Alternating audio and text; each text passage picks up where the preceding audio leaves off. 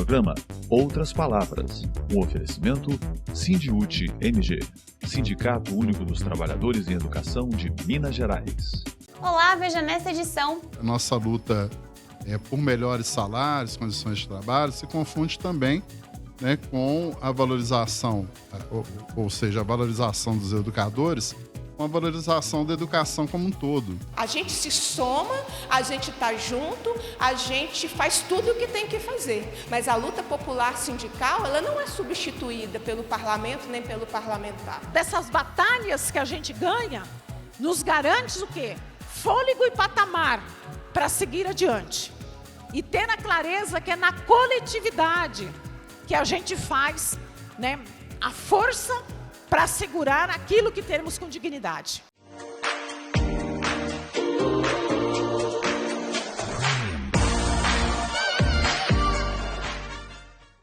Foram 4 dias de muitos debates, reuniões em grupos e discussões. O 12º Congresso do Sindiúti e 24º dos Trabalhadores e Trabalhadoras em Educação de Minas Gerais foi realizado em Contagem nos dias 29, 30, 31 de janeiro e 1º de fevereiro, quando aconteceu uma manifestação na porta da Assembleia Legislativa de Minas Gerais. Foram mais de 2.500 delegados e delegadas e cerca de 3.000 participantes. Um evento que reuniu a educação de todos os cantos do estado de Minas Gerais. Não é possível refazer esse país, democratizá-lo, humanizá-lo, torná-lo sério, com adolescentes brincando de matar gente, ofendendo a vida, destruindo o sonho, inviabilizando o amor.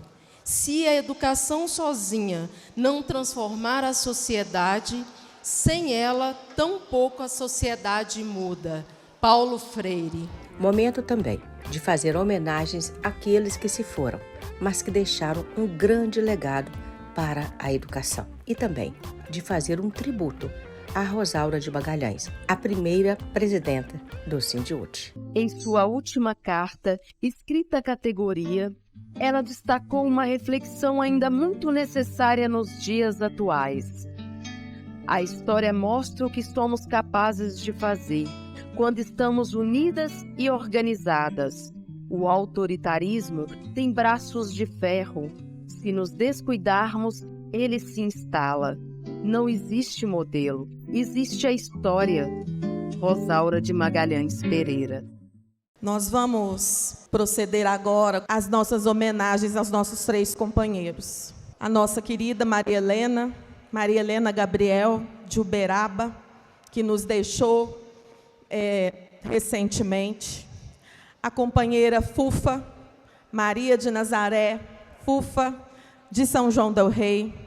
E o companheiro Alexandre Flauzino, que era de Alfenas e também já fez parte da direção do Sindiúti. Lá na Assembleia, a gente faz a luta todo dia para que aquele lugar nos veja, para que aquele lugar reconheça a nossa importância. Então, não seria diferente ao perdermos pessoas importantes, que é a Comissão de Educação, Ciência e Tecnologia, e depois a Assembleia Legislativa, porque o que eu trago é uma posição da Assembleia Legislativa, essa homenagem às companheiras e ao companheiro. A Assembleia Legislativa do Estado de Minas Gerais congratula-se com a professora Maria Helena Gabriel, em memória, por sua valorosa e destacada atuação na vida pedagógica, bem como por sua história de luta em defesa de uma educação pública de qualidade. Essa é a homenagem que nós queremos entregar às mãos da Cidinha. Eu quero convidar o deputado Rogério Correia para que nós possamos fazer junto. Eu quero convidar o Tino também e a Fátima da CNTE para a gente fazer uma entrega coletiva dessa homenagem.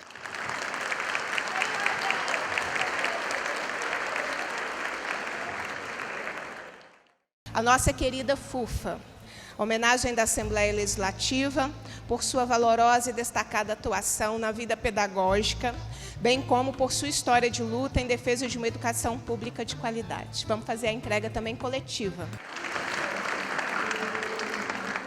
O Alexandre, que também tem uma vida inteira dedicada à educação, companheiro de direção, de batalhas, que também nós prestamos a nossa homenagem na Assembleia Legislativa por sua valorosa e destacada atuação na vida pedagógica, bem como por sua história de luta em defesa de uma educação pública de qualidade. Maria Helena, presente, presente, presente. Fufa, presente, presente, presente. Alexandre, presente, presente, presente. É preciso que a gente tenha um grande plano de lutas unificado entre movimento estudantil, movimento sindical, para garantir que a gente tenha a revogação das reformas, como é a reforma do ensino médio, que precariza o nosso ensino nas nossas escolas, mas também que sucateia a carreira docente. A nossa história nos mostra do que somos capazes de fazer se estivermos juntos e organizados. Simples, de jeito nenhum. O autoritarismo tem braço de ferro.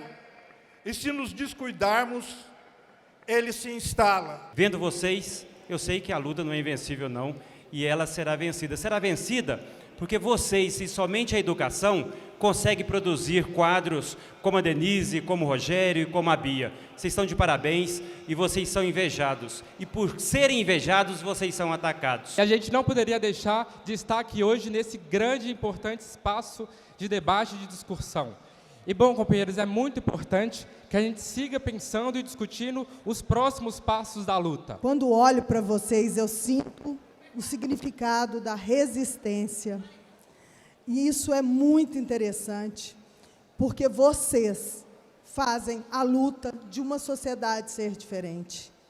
Cada formador, cada pessoa que já passaram na vida de vocês, com certeza, vocês estarão na vida delas. Nós estamos juntos nessa luta por uma educação pública, de qualidade e para todos. Quero saudar a mesa, saudar esse congresso, que sei que é um momento importante para essa categoria de reflexão, de organização, de mobilização, mas que acontece também em um momento importante para o nosso país. Eu quero entregar para você, Denise, uma bandeira da consciência negra e pedir para todos vocês, coloquem essa luta no coração, na mente, porque nós precisamos de um país que respeite a população negra. Estou aqui saudando, num momento histórico, de grandes vitórias que nosso povo teve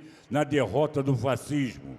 E eu tenho certeza que esse Congresso de Trabalhadores da Educação irá fortalecer essa vitória, o encaminhamento dessa vitória. Saúdo o Congresso do Sindiúti como a oportunidade de alavancarmos, através dessa grande união de todos os companheiros de todo o Estado, de todas as subsedes, para fortalecendo os comitês já construídos, a gente continuar nessa luta. Sabemos que somente com a educação nós vamos conseguir transformar as pessoas e essas pessoas vão transformar a sociedade, como dizia Paulo Freire. Junto com a CNTE, que é a nossa confederação, e a CUT, que é a nossa central, nós formaremos a resistência e a educação de Minas sairá ganhando. Dizer assim, que bonita homenagem que vocês fizeram aos 3 companheiros que partiram. Nós do MAB conhecíamos os 3. Isso é um bom sinal.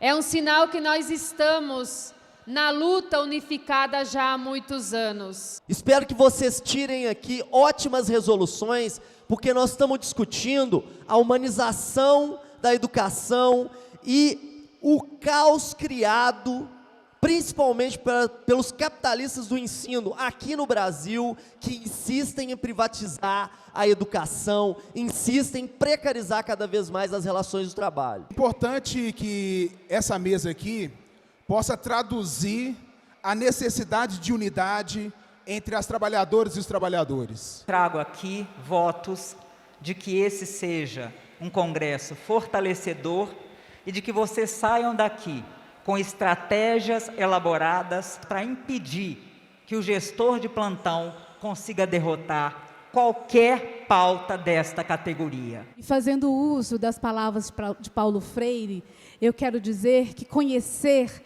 é tarefa dos sujeitos, não dos objetos. E é como sujeitos e somente quanto sujeitos que o homem pode realmente conhecer, reconhecer e se transformar. Nós da CUT Minas, para tentar ajudar um pouco nesse debate, para dar uma alavancada nesse debate, a gente fez uma revista que está aí na pasta de vocês, é uma revista da CUT Minas sobre o governo Zema, para a gente poder iniciar um debate sobre o que é o governo Zema. É uma revista para militância, e a gente fez questão de fazer o lançamento, né, Denise, aqui no Congresso do Sindiúti, para a gente poder fazer o estudo dessa revista, dos assuntos aqui colocados, para a gente poder debater, como a gente debateu em outros momentos. Então está aí a contribuição da CUT para a educação, para a gente fazer o debate sobre o governo Zema, para iniciar a discussão. O observatório vai ajudar, e na sala de aula eu tenho certeza que vocês vão nos ajudar com os alunos e alunas, para que isso expanda e a gente consiga de novo fazer a resistência e derrotar o governo Zema.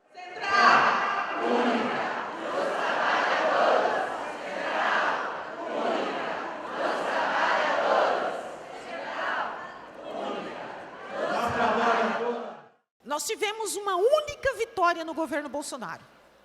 E essa vitória se deu em plena pandemia, se deu força à nossa mobilização e à nossa capacidade. E que vitória foi essa? A única, no meio de todas as desgraças que foi o governo Bolsonaro, foi a aprovação do Fundeb permanente. Foi a única. Porque o Fundeb, quando foi aprovado, ele foi aprovado por um prazo de 10 anos. E que o prazo de 10 anos terminou durante o governo Bolsonaro. E toda aquela mobilização que nós fizemos permitiu que a nossa vitória foi de transformar ele no Fundeb permanente. E é esse Fundeb permanente que nós estamos implementando agora no decorrer deste período. E temos a sorte, né, de a luta nos permitir que essa implementação do Fundeb permanente está no governo, no marco do governo Lula, que a nossa luta permitiu assim ser. Mas no meio de todos os caminhos, as pedras nós sabemos o quanto temos que remover. E esse Fundeb permanente aumentou os recursos da União para estados e municípios, de forma que até em 2026, a União vai ter que complementar em 23% os recursos do Fundeb para estados e municípios que assim necessitarem. Então, portanto, o Vale do Jequitinhonha vai ter muito mais recursos da União para ofertar uma educação pública de qualidade, quiçá, para essa gente que aqui vive. Bom, mas sobre o piso, toda essa polêmica que está colocada pela Confederação Nacional dos Municípios, o piso salarial profissional do magistério está vigente, todas as leis, elas estão válidas e não tem nada revogando o piso salarial. É só para o magistério, por enquanto, mas a nossa luta é para que venha para todos os profissionais da educação pública, conforme determina a LDB. A Confederação Nacional dos Municípios, que tem colocado e ganhado alguma jurisprudência, mas é muito local. E todas as instâncias que nós somos e todas as batalhas que nós fizemos no STF, nós ganhamos, consolidando o piso. Primeiro, que o piso é para início de carreira, que o piso é para o nível médio e que o piso tem que incidir em toda a carreira dos profissionais da educação. E que o piso é para uma jornada de até 40 horas. E, portanto, ele pode ser por uma jornada de 10, de 20, de 30 e até 40 horas. E, portanto, ele pode ser, para cá de Minas Gerais, de 24 horas e assim seja. O que nos resta é a luta constante, é a vigília constante. É o entendimento de que, enquanto classe trabalhadora, a disputa do poder, ela é diária, ela é dioturna. E nós fizemos uma escolha pela democracia, do lado certo, da vida, né, da humanização, da resistência. Agora, isso dessas batalhas que a gente ganha, nos garante o quê? Fôlego e patamar para seguir adiante. E ter a clareza que é na coletividade que a gente faz, né, a força para assegurar aquilo que temos com dignidade. Nós precisamos participar de lutas e fazer alianças com outras pautas além da nossa. Muitos de nós pensamos isso, cada um faz a sua luta. Mas se cada um fizer a sua luta, todos nós seremos derrotados. Então, este é um ponto importante para que o Congresso pense as alianças e táticas de luta que nós faremos no próximo período, chamando para a nossa luta e participando da luta dos demais. Eu acho que esse é um caminho que já se mostrou eficaz e que acho que faz parte, na minha avaliação, de um plano de lutas para o próximo período. Nós também precisamos nacionalizar. Porque se nós não batermos lá em Brasília e lembrar por que a gente fez o L tantas vezes, nós precisamos fazer isso.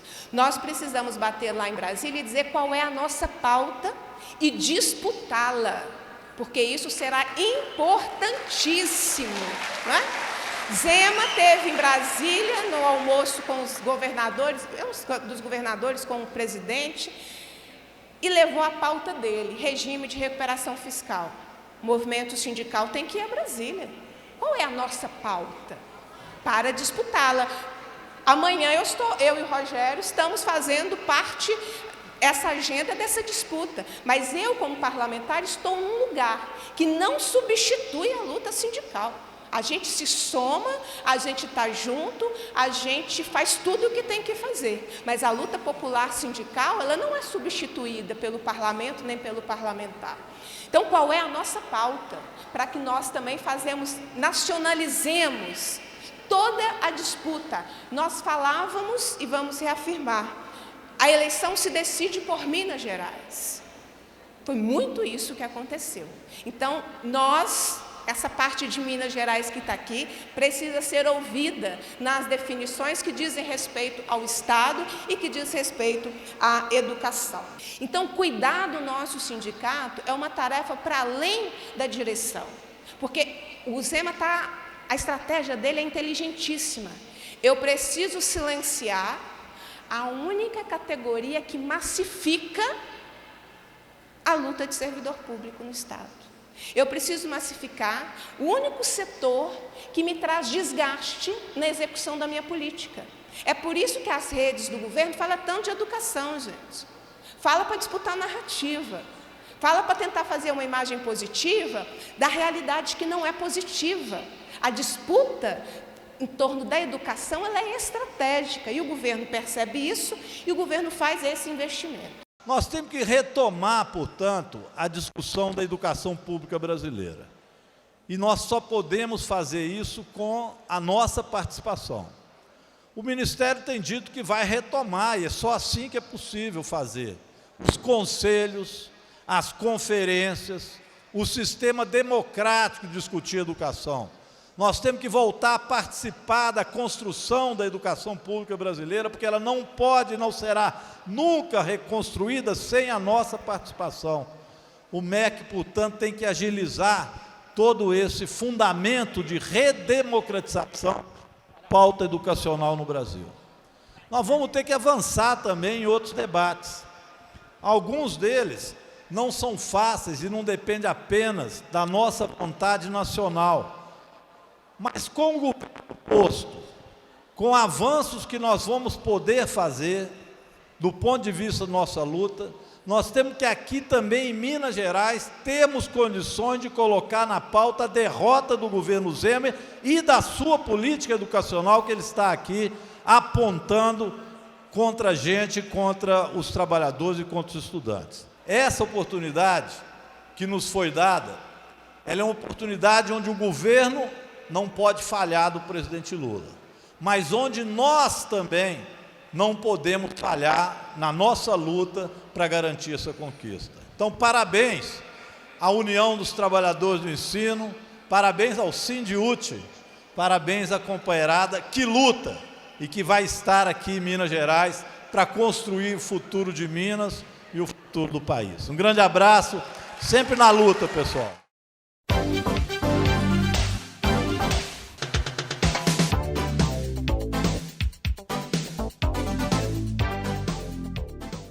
Nós vamos conversar sobre isso, né? Mercantilização da educação, privatização, a entrega da escola pública. Paulo, quem introduziu o tema para a gente foi discutido no Congresso, 12º Congresso Sindiúti, 24º dos trabalhadores em educação, não foi mesmo? A nossa luta, ela se confunde, a nossa luta por melhores salários, condições de trabalho, se confunde também, né, com a valorização, ou seja, a valorização dos educadores, com a valorização da educação como um todo, né? E nós entendemos que ela se dá plenamente na educação pública. E é através dessa escola pública que a gente tem a perspectiva de que essas pessoas tenham dignidade na vida, né? E é justamente a classe dominante, né, tenta a todo momento se apropriar dessa escola, transformar em negócio, né, mercantilizar, né, e também